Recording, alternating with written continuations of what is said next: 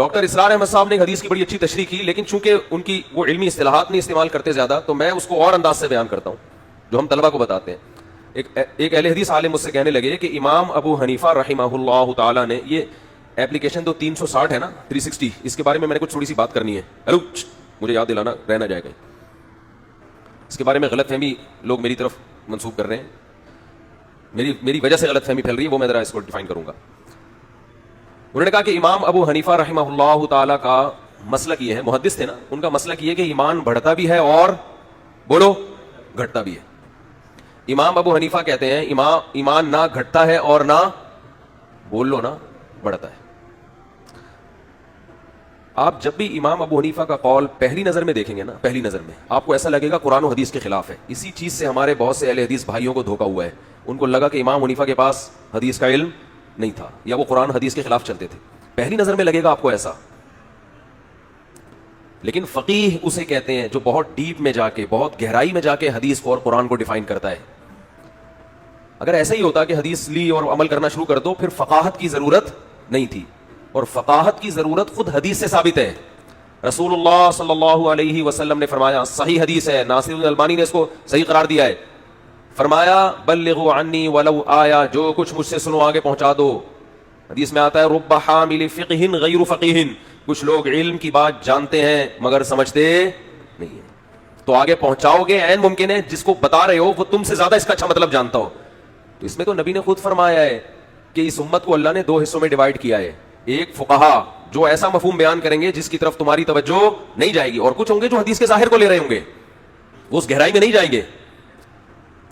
تو وہ مجھ سے کہنے لگے کہ امام حنیفہ کہتے ہیں کہ ایمان نہ گھٹتا ہے نہ بڑھتا ہے، قرآن میں جو جگہ جگہ آتا ہے کہ یزیدہم ایمانا زادہم ایمانا، کہ صحابہ کا ایمان کیا ہو گیا، بڑھ گیا۔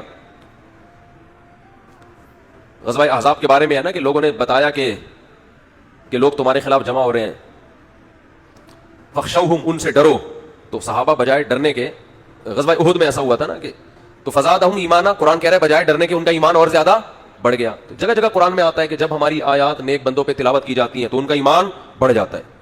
تو ظاہر ہے جو چیز بڑھتی ہے وہ کم بھی تو ہوتی ہے نا۔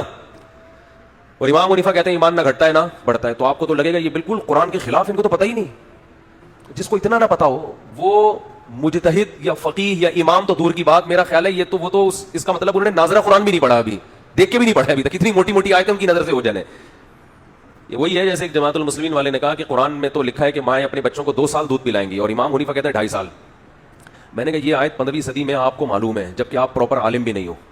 تو امام ابو حنیفہ جو صحابہ کے شاگرد تھے، پوری زندگی قرآن و سنت میں لگا دی انہوں نے، ان کو اتنا بھی نہیں پتا ہوگا کہ قرآن کہہ رہا ہے کتنے سال ہے، یہ مجھے معلوم ہے آیت، آپ کو معلوم ہے۔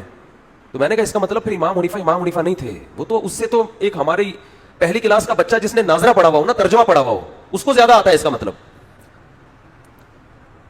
میں نے کہا امام ابو حنیفہ رحمہ اللہ تعالیٰ کو وہ آیت بھی آتی تھی جس سے 2 سال کا پتہ چل رہا ہے، وہ بھی آتی تھی جس سے 2.5 کا پتہ چل رہا ہے، آپ کو صرف یہ والی آتی ہے وہ والی نہیں آتی۔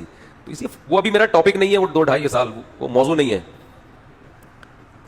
تو قرآن میں یہ جو آتا ہے نا کہ ایمان بڑھتا ہے ایمان گھٹتا ہے، امام حنیفہ کہتے ہیں اس سے مراد ہے ایمان کی کیفیات کا بڑھنا۔ اصل ایمان 100% یقین کا نام ہے، اگر وہ گھٹا تو 99% ہو جائے گا، اور 99% کا مطلب شک پیدا ہو گیا ہے، شک کی وجہ سے انسان اسلام سے خارج ہو جاتا ہے۔ آپ کو اللہ رسول پر ایمان 100% رکھنا ہے، اس میں اگر شک پیدا ہو گیا تو پھر یہ ایمان نہیں ہے، کیفیات بڑھتی بھی ہے گھٹتی بھی ہے۔ یہ جو قرآن کہہ رہا ہے ایمان بڑھتا ہے، ایمان سے مراد ہے ایمان کی کیفیات بڑھتی ہیں، اصل ایمان نہیں بڑھتا۔ اس کی مثال ایسے ہے، آپ کو 10 آدمیوں نے آ کے بتایا کہ اللہ نہ کرے خدا نہ خواستہ فلاں جگہ پہ بم پھٹائے اور لاشیں بکھری ہوئی ہیں، آپ یقین کر لو گے 100%، اس لیے کہ 1 نہیں 2 نہیں 3 نہیں 4 نہیں 5 نہیں 6 نہیں 7 نہیں 8 نہیں 9 نہیں 10 آدمی بیان کر رہے ہیں، 10 کے 10 جھوٹے نہیں ہو سکتے، آپ قسم اٹھا سکو گے بھائی بم پھٹائے، 100% یقین ہو گیا آپ۔ اور آپ کو تھوڑا سی گھبراہٹ بھی ہوگی، یار کیا منظر ہوگا، لاشیں بکھری ہوئی ہیں، یہ ہیں وہ ہیں، لیکن جو لوگ اس موقع پہ اپنی آنکھوں سے دیکھ رہے ہوں گے ان کو بھی 100% یقین ہوگا، لیکن اس یقین کی کیفیت اور آپ کی کیفیت میں زمین اور آسمان کا۔ وہ جو اپنی آنکھوں سے دیکھ رہے ہوں گے آئندہ بم کا نام سن کے بھی بے ہوش ہو جائیں گے وہ، اور آپ 15 شعبان کو شب برات کے پٹاخے تیار کر رہے ہوگے کیونکہ آپ نے سنا ہے۔ یقین آپ کو بھی 100%، یقین ان کو بھی، ہمیں بھی 100% یقین ہے جنت برحق جہنم برحق، اللہ بھی ہے رسول بھی ہے قبر کا عذاب بھی ہے، دیکھا نہیں ہے، وہ کیفیات نہیں بنتی جو نماز میں ہونی چاہیے اس ایمان کی بیس پہ, وہ جنت کی لالچ پیدا نہیں ہوتی, جبکہ صحابہ کا ایمان کی کیفیات اتنی بڑھ چکی تھی گویا اپنی آنکھوں سے دیکھ رہے ہیں, تو وہ کیفیات کبھی کم ہوتی ہے کبھی زیادہ. اصل ایمان جو بیس ہے وہ کم ہوا تو امام صاحب فرماتے ہیں 99% ہو جائے گا, وہ کیا ہو جائے گا, شک میں تبدیل ہو جائے گا. اور 100% میں اضافہ کسی چیز میں ممکن نہیں ہے. ہم تو کہتے ہیں نا 200%, یہ تو مبالغہ اور مجازن کہتے ہیں.